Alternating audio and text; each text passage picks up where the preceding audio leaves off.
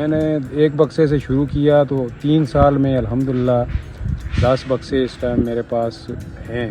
شاید موسم پہ ڈیپینڈ کرتا ہے، اگر موسم کے حالات اچھے ہوں، پھول وغیرہ بارشیں وغیرہ ٹھیک ہوں تو تقریباً میکسیمم ایک بکسے سے 10 کلو تک شاید ہم لوگ نکال لیتے ہیں۔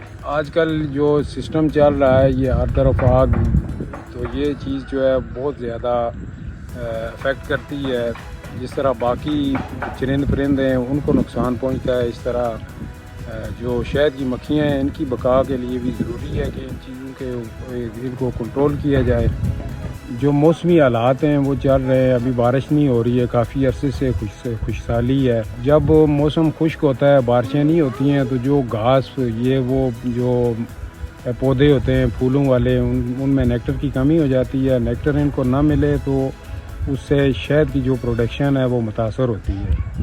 اگر ان کو اپنی خوراک پوری کرنے کے لیے اس کے بعد وافر مقدار میں نیکٹر ملتا ہے تو ان کی جو پیداوار ہے وہ زیادہ ہو جاتی ہے۔ یہ اپنا بناتی ہیں چھتیں، درختوں میں بناتی ہیں، کسی جگہ پہاڑوں میں جو دراڑیں ہوتی ہیں ان میں بنا لیتی ہیں، تو ان کے ارد گرد بہت زیادہ مقدار میں گھاس ہوتا ہے۔ جب اس کو آگ لگائی جاتی ہے تو اس سے وہ متاثر ہو جاتی ہے، تو ان کی جو نسل ہے وہ آہستہ آہستہ سمجھے کہ وہ ختم ہوتی جا رہی ہے۔ ایسے حالات کنٹینیو رہتے ہیں تو یہ بہت زیادہ پرابلم کریٹ ہو جائے گی ان مکھیوں کے حوالے سے۔ تو مکھیوں کی بقا جو ہے وہ خطرے میں ہے۔ چھوٹے موٹے جو درخت ہوتے ہیں آگ کی وجہ سے وہ جل جاتے ہیں، جڑی بوٹیاں ہیں وہ جلتی ہیں، تو نئے پودے جو ہیں وہ نہیں نکلتے۔ تو اگر نئے پودے نہیں نکلیں گے تو ان پہ پھول نہیں آئیں گے، تو ان کو کھانے کے لیے اپنی خوراک جو ہے وہ پوری کرنے کے لیے نہیں ہوگی، تو پھر ظاہر ہے ان کی زندگی خطرے سے دوچار رہے گی۔ تو آہستہ آہستہ پھر کرتے کرتے یہ نوبت یہاں تک آ پہنچے گی کہ یہ چیز جو ہے وہ نایاب ہو جائے گی۔